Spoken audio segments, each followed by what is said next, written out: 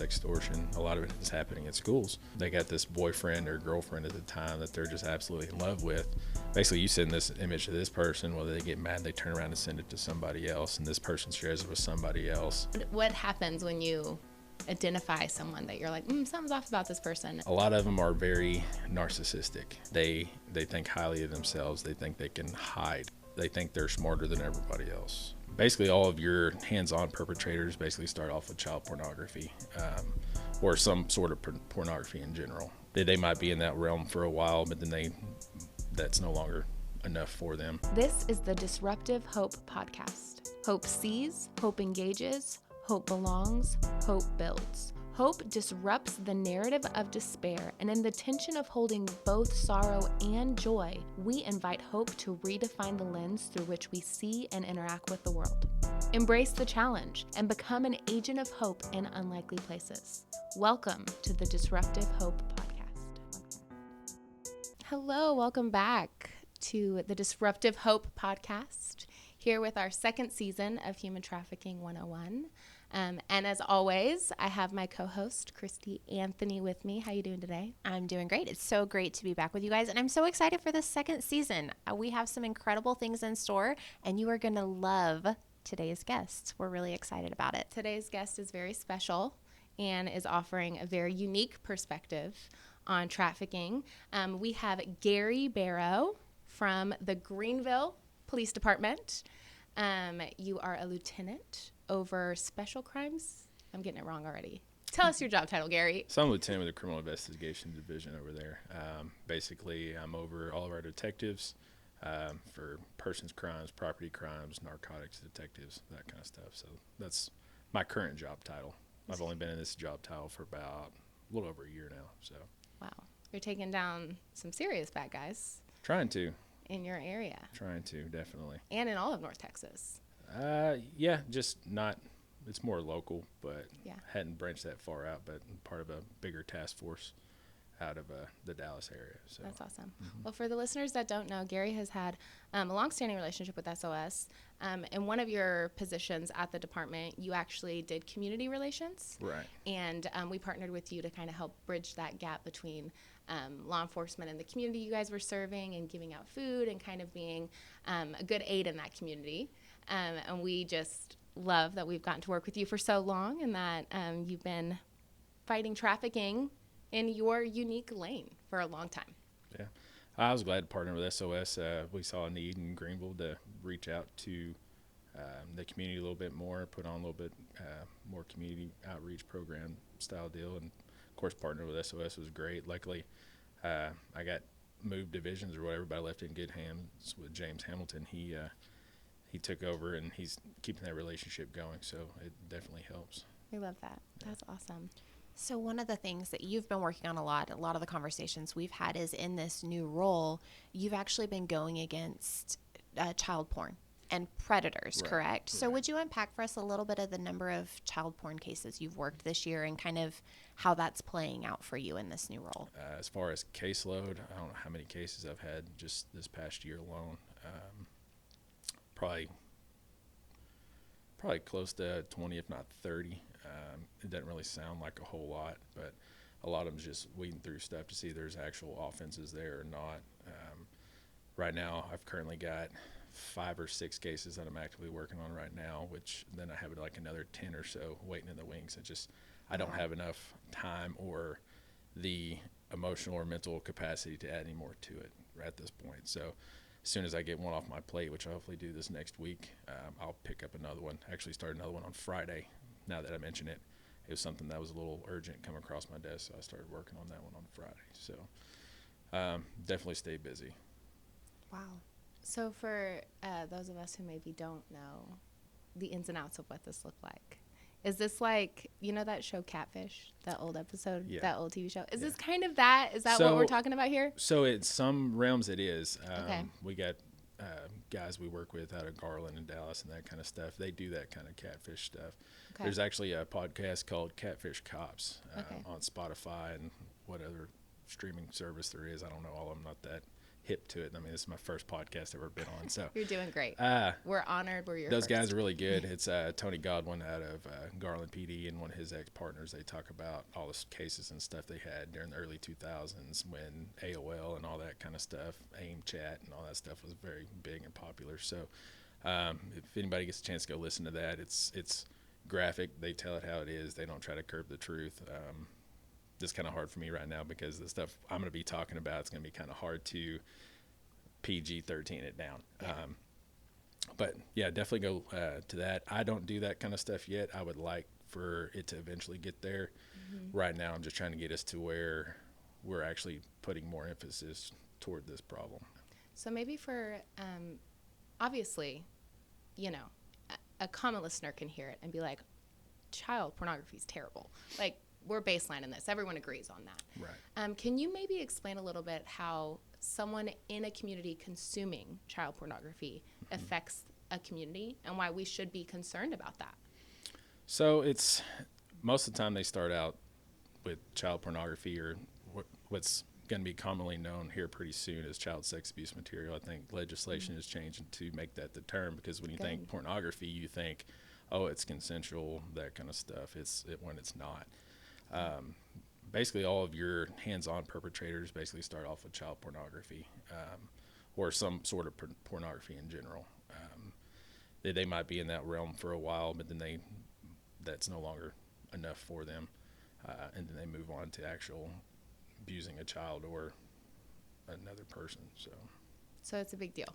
Oh yeah, it's a big deal. It's a big deal. It's very, very prevalent. Like I said, most of my cases that come across my desk are child pornography, and then here recently I had a case that went beyond that. So it just depends on the person. We've had cases with guys who are long haul truck drivers, had cases where the guy is retired law enforcement or retired firefighter or something along those lines. So I'm sorry, did you just say you had a case that was retired law enforcement? Yes. It's one of the cases I'm currently working on. It should be wrapped up pretty soon. So it's every walk of life. A lot of these guys are in positions of trust. It's not just law enforcement, firefighters. I mean, we have people who are teachers. We have people who are possible clergy or affiliated with churches. Most of these guys are in positions of trust with kids, and that's the horrible thing about it. Yeah, that's really scary. And everybody thinks, hey, they know what the pedophile looks like. It's the 40-year-old male with balding hair, glasses, isolated, that kind of stuff. And there's not really any profile that fits this person. So that's kind of a misconception that's out there right now. So for those of us who are not as familiar with this process, especially from the law enforcement side of things, can you kind of walk me through what this process looks like from the moment you get that tip or that complaint or whatever that initial point of it becoming in your awareness of a case all the way through to when you can hand it over to a jury? What does that process look like for you? So being part of the Internet Crimes Against Children Task Force out of North Dallas, which I'll probably call it ICAC because it's easier to remember. Of course. Basically, we get set up on this service, and all of the electronic service provider, internet service providers are required by federal law if their algorithms catch anything along the lines of child pornography or child exploitation of any kind, they're required to provide that information to law enforcement. When that happens, it goes to NCMEC, which is the National Center for Exploited and Missing Children. They get all the tips that come in from there, and then they disseminate them out to the different Internet Crimes Against Children task force around the country. So basically, every once in a while, I'll get a hit on my email saying, hey, you have a new ICAC tip. So basically, when I get that tip, I go open it up. When I open it up at work, basically, I have my own laptop and hard drives and stuff written all over it. It's caution, this contains child pornography, because we don't want anybody being exposed to the stuff that doesn't need to be exposed to it. So if somebody has to come to my office and borrow a hard drive or something like that, they're clearly labeled and that kind of stuff. That would be a really it could be a very startling Yeah. deal, and it's a little bit of a process. I'll probably have to explain later how I turn that stuff over to the DA's office and stuff. But basically, I'll get this tip, I create a case file within my hard drive. open it up, it basically comes out with a cyber tip report. It's basically all the information that was provided to NCMEC by Facebook, Instagram, Reddit, Google, all these different providers. Most of the time there's files attached to them that contain the child pornography or child sex abuse material. What I do is I look at the files first, because a lot of times it's not anything. It could just be normal porn related, or it can be something that their algorithm just caught. So the first thing I do is view the files. If I do find that it's child pornography related, I call my dispatch and basically get a case number for it. We start all these out as information reports because if it doesn't occur within our jurisdiction, then pretty much I'm required to pass it off to that jurisdiction. So when I start working these, it gives certain information, just depends on what they have. It can give IP addresses, it can give phone numbers, it gives their screen names or usernames, that kind of stuff. And basically I just take that information and I start running down the rabbit hole. Being a part of this task force, it allows you to do what's called administrative subpoenas. Normal people or normal officers and that kind of stuff, when they do subpoenas, it has to go through the DA's office, and the DA's office has to issue a grand jury subpoena to get this information, subscriber information, names, dates of birth, and all that kind of stuff. Being part of the task force, it allows me to do these subpoenas myself. So I can subpoena everything from Instagram, Twitter. I can, for cell phone numbers, all that kind of stuff, I can get that information in because it's part of the exploited children law where I can do it. Do that, try to follow down the rabbit hole. A lot of times it gives me the IP address to where the offense occurred at. Some departments at that point, as soon as they know where the offense occurred at, they'll run a search warrant on that address. I don't feel comfortable doing that at this point because I'm still new to it.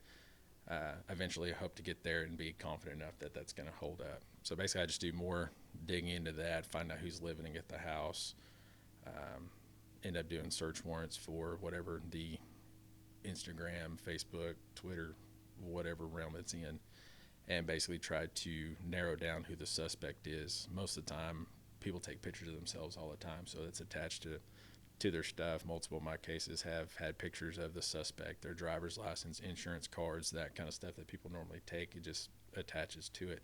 So there I can most of the time I can definitively say this is my suspect. There's nobody else. It appears nobody else is using this account, which gives me my probable cause to write an arrest warrant for them. And as soon as I basically write my arrest warrant, I also do a search warrant for the address where the offense is located. So possibly we can recover any type of other digital or hard copy of any type of child porn or anything proving or disproving this person's involvement in it. So you drew a distinction that I really appreciate. I want to draw it to our listeners' attention. You moved from child pornography to child sex abuse material. And I think that that's a very important distinction in all this. So as you're describing this process, as you find this child sex abuse material, you go from these search warrants. What is that process from search warrant to, is it then arrest, or what does that look like? It just depends. Right now I'm trying to do arrest warrants and search warrants at the same time just to make it safer on us. The climbing trend right now is some of the most dangerous search warrants that are done are for child porn search warrants or sex assault search warrants, that kind of stuff. Those are the most dangerous? Yeah, because a lot of times people know they're trapped. They're not going to get out of it. They could be spending years upon years behind bars. And plus a lot of it's shame and that kind of stuff because they're going to get it from the community. Like I said, most of these people are influential, or some of these people are influential people in the community. Mm-hmm. So they're runners. So yeah, I mean, they have nothing to lose at that point. Basically, their whole world's going to turn upside down, that kind of stuff. So, so when it comes to our search warrants, there's not enough to run our tactical team on because most of these people, they don't have violent records. They don't have pretty much criminal histories normally whatsoever. So there's nothing to lead the departments to say, no, these are violent people. We need to assemble a team of 10 to 15 guys to go boot in this door and that kind of stuff. So what I've been trying to do here lately is have enough to probable cause to run an arrest warrant for the person. It's happened twice so far that we sat up and either wait for the guy to come home or wait for the guy to leave, and then we have our guys make a traffic stop on them and take them down on a traffic stop. Oh. As opposed to being in their element at their house. Yeah. Traffic stops are still dangerous, but you can limit exposure. You're in charge at that point. You know what's going on. You know you're stopping them. They could be, well, I have no idea what's going on, but a lot of people react different when their door's getting busted open by law enforcement, so you don't really ever know. So as far as search warrants go, basically when we run a search warrant, any electronic device basically comes with us. Anything that's able to hold an image or video or text messages or any type of emails, that kind of stuff, because this is how all this stuff can be transmitted. I found stuff on social media apps that I didn't know existed, now I know exist. Emails and stuff, people emailing sex abuse material to different people and that kind of stuff. So basically, once we get all that stuff, it could be dozens and dozens of flash drives, hard drives, computers, iPads, cell phones, SD cards, micro SD cards, basically anything you can think of that could hold or transmit an image, we seize. So pretty much you name it, we'll seize it. And then at that point, we start going through it and see what we find. So you really learn a lot about people once you start going through their devices and stuff, what kind of person they are, how they think, and just it's basically getting a psychological profile of a person without ever contacting them or that kind of stuff. So it's very interesting. So I would imagine, and I could be wrong on this, but there's maybe kind of like two different pockets of this where there are adults sharing child abuse sex material with other adults, and then adults engaging with children on the internet, more catfishing type situation. Right. Do you normally see those two things in one situation? Do those two things interact a lot? Like, what are you normally seeing in that space? As of right now, I haven't seen that. Most of the stuff that's been coming across my desk has been just completely just child pornographic or child sex abuse material. I got to get used to saying that because it's a new terminology for me as well. They don't typically, that I've seen so far, go hand in hand. A lot of people is stuff I find is basically the child sex abuse material, or you can see that they're trying to solicit a child for sex or meeting up or something like that. A lot of times they kind of cross mingle, but I haven't seen much of that at this point. Like I said, I'm still new into it. There has been some where I hadn't been able to prove that they're talking to an adult, but the juvenile will send them a nude image of themselves, and then there's no telling what happens with that image at this point, because I only get a little bit of snippets of the conversations and stuff like that. I don't know what happens to that image after they send it. I can't tell if the other person sends it somewhere else and that kind of stuff, so it can go down a deep, dark rabbit hole.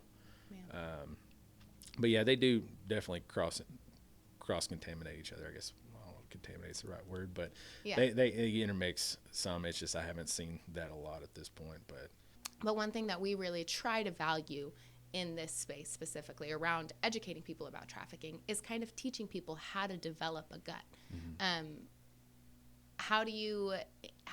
What happens when you identify someone that you're like, something's off about this person, and what kind of are the markers you look for in that space? A lot of them are it seems to be narcissistic. They think highly of themselves. They think they can hide. They think they're smarter than everybody else. Like I said, they're not really the loner type. They're actually, the ones I've found have been quite social. Some of the ones I've found, they're into, not say anything about these people, but they're into that live action role playing stuff. Some of these guys, they use that as part of their platform to meet younger girls and start talking to them in that way. I've had one case that was that way.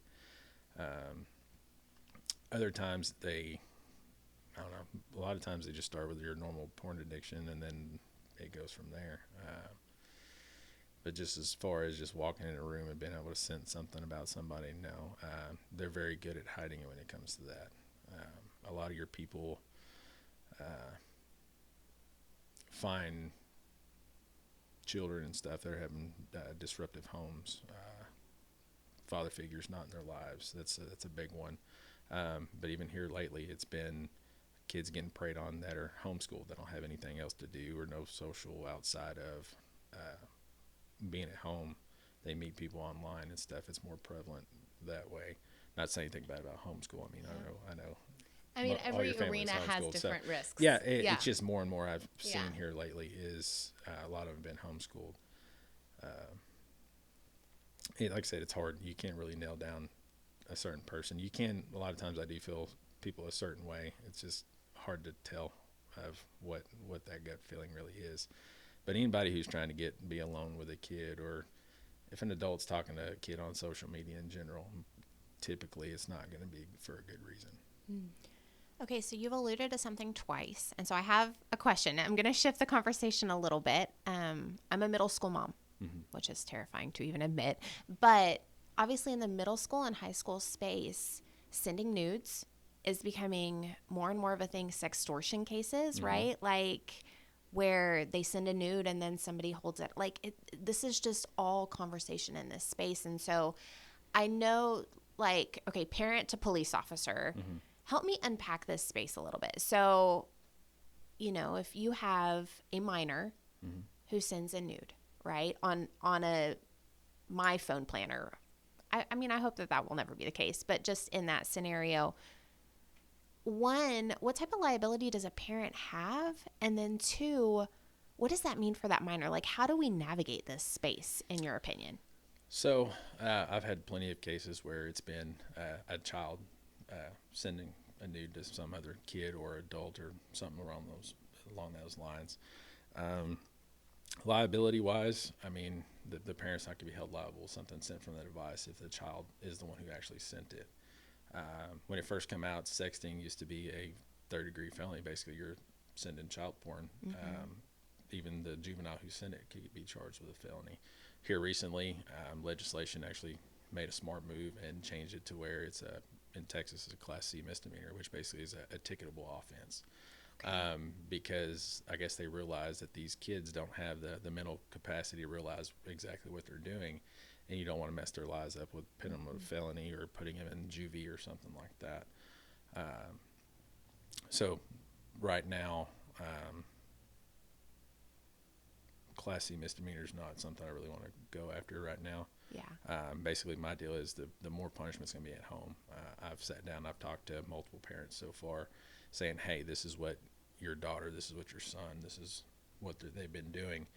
And a lot of times, unfortunately, they don't want to accept that right away. I mean, I had a phone conversation with a mom from Pennsylvania. So the person who was soliciting nudes from this juvenile was from our local area. Kind of find out he was a juvenile himself later on. But I go down the rabbit hole and find out they live in Pennsylvania. Get a hold of the mom, and the mom's like, well, I don't believe you. We're a good Christian family. She wouldn't do anything like that. We go to church every Sunday. And the one thing that got me, she's like, we just really don't trust the police. I'm like, okay. I just wanted to yell at her through the phone. It's like not like I picked your name out of a hat. Yeah. And I'm in Texas and you're Pennsylvania. So what makes you think that would call me lying about something like this? It's just a lot of it's denial. I had one here recently. It was the same thing. I learned from that one and actually had evidence. So basically, I'll do screen captures from some of these images. Of course, don't show any nudity to the parent whatsoever. But basically have the kid in there show this is your son or daughter in their room. Here's the bed that this happened on. They have these sheets in the room, don't they? That kind of stuff. And basically just get them out of the realm of denial. And then this last one, I basically wrote down, daughter sent this to this person. This is what the image or video was of, and just went down the list. And just to see the dad's face I talked to, he was just so deflated and defeated. It's just like he had no idea what was going on. And that's I think it's the most dangerous part is kids are sending these images to people they think they know, but they don't. A lot of kids, as soon as you give them attention and stuff, that if they're not getting attention at home or have a good group of friends or something like that, they'll just buy into whatever this person's selling. Basically, they want to gain this person's trust, and they've just become, even internet relationships happen based on this kind of stuff. So do you recommend, if a parent finds it, that they reach out to law enforcement, or what does that look like? I would definitely reach out. It might give us the opportunity to go through the kid's phone and make sure they're not sending it out to adults. For sure. That is probably the most that will happen at that point. Be having a good talk with the kid, if the parents will let me, or we'll be able to give the parents better advice of how to monitor social media or internet usage and that kind of stuff.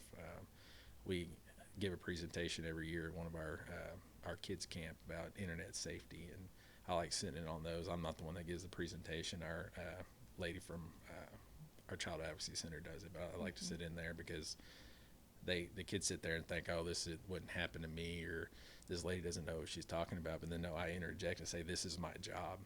And basically, I don't want to see y'all's nude images come across my desk. I don't want to see that. I don't want that happen for y'all. A lot of it's just getting through to kids, and it's difficult because I didn't listen as a kid. I mean, they don't pay much attention to it. It's basically they're in their little 3-foot bubble if it's not happening right in front of them, or they just don't think about it. So I am thankful to hear that they've downgraded what type of misdemeanor it is, though, because I feel like that positions it where law enforcement and parents can partner together. Right. Because I know, like, back in the beginning when this stuff was first coming out, there were parents that were actually getting in trouble for possession of it because their name was on the phone plan, and that can make people so hesitant to bring law enforcement in. But it's really going to take all of us across every spectrum partnering together, especially when it comes to protecting children, because like you said, I mean, you don't know what you don't know. Right? And so when you can foster those environments where law enforcement can come together alongside parents, alongside, school leadership, and create those healthy conversations, children are just a lot more protected. So I'm very thankful to hear that that's the case. I didn't realize that. But it's a very intimidating space to navigate, especially with the prevalence of smartphones, and all of this is so new.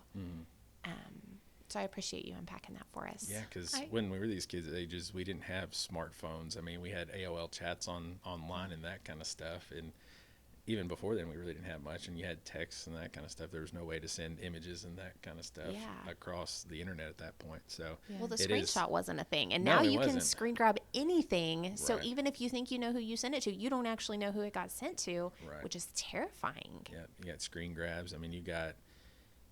Don't get me started. We'll probably go down this rabbit hole later, but Snapchat, I say Snapchat's the devil. That's one of our leading deals right now when it comes to getting tips and stuff on, because people think it just disappears, and it doesn't. So you mentioned that parents have to get past the denial point, and that is a difficult thing in your job. And then, the encouragement is, if you see this on your kid's phone, we should have a conversation about this with your child. So I think there is something we deal with a lot on this podcast as parents and just adults, stepping into the tension of this space and saying, this is happening, and if we are uncomfortable and we can't embrace the tension, then we're actually leaving kids vulnerable. And so can you maybe speak to a parent who has found this on their kid's phone? They don't want to shame their child. They're trying to protect their child. They're trying to get their child to kind of, reorient. They're maybe trying to also reframe it a little bit so it's not as bad as it is. They're dealing with a lot of their own personal stuff in the middle of this. And now we're asking them to walk that child to police department. Can we maybe talk a little bit about what that process actually looks like to kind of demystify and make it less scary so they know what they're stepping into with their kid? I wouldn't say every time you need to contact the police department. If you don't know what to say to your kid, I would contact us, and we can give you further. As far as just interviewing or basically talking to the kid, we try not to, because we don't want to scare them into it, and it becomes shame. The more people know, the more shameful it becomes when it comes to the kid. Parents knowing enough is going to be shameful enough as it is, but like the dad I talked to. I mean, I know he was mortified, and I guarantee the girl would probably end up mortified too, knowing that an adult, even though I'm a police officer, has seen what she's done online. Hopefully they learn from it. But like with that dad, I sat down and talked to him. I'm like, okay, I mean, just have to monitor internet usage. A lot of the guys that I work with, I mean, my kids are real young right now. They don't have to bother with smartphones, but I know it's coming down the pipe. But recommend basically kids don't take their phones to the room with them at nighttime. Basically, that's when a lot of this is occurring, is at nighttime when they're by their rooms by themselves. This is what's happening because they're sitting on the phone in the middle of the night. Mom and dad done gone to sleep and having conversations. My best advice would be, when it's time for bedtime, the phones are either in the parent's room or locked up somewhere, because a kid doesn't need to have a phone in the middle of the night. And there's no emergency that's going to pop up that they're going to run out in the middle of the night for. That's my biggest advice to these parents.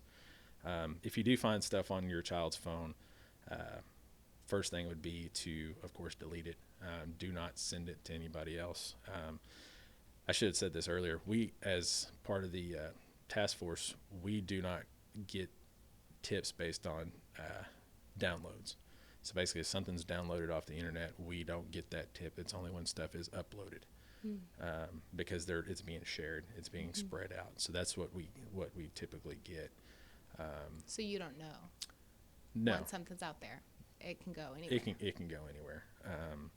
Well, and a lot of times talking about sexting and that kind of stuff through schools, sextortion, a lot of it is happening in schools, because they got this boyfriend or girlfriend at the time that they're just absolutely in love with. And we know how middle school and high school relationships are. Most of the time they don't last beyond a month or two. Basically, you send this image to this person, whether they get mad, they turn around and send it to somebody else, and this person shares it with somebody else. I know there's guys, of course, they just want to say, hey, look what she sent me, bragging in locker rooms and that kind of stuff. So it gets sent out everywhere. You don't end up knowing where it's going. And just because even if you send it, that person deletes it, it's still not gone. Basically, once you send an image or take an image, it's on that device. It's very, very difficult to get rid of that image. And especially if you send it across the internet, it's going to be out in internet land forever. There's no way to get rid of it. So, and that's pretty scary when you think about it. So, I mean, there's no telling how many images out there. And if you dig hard enough, I'm sure you can find images of stuff people have done years ago. So, Man.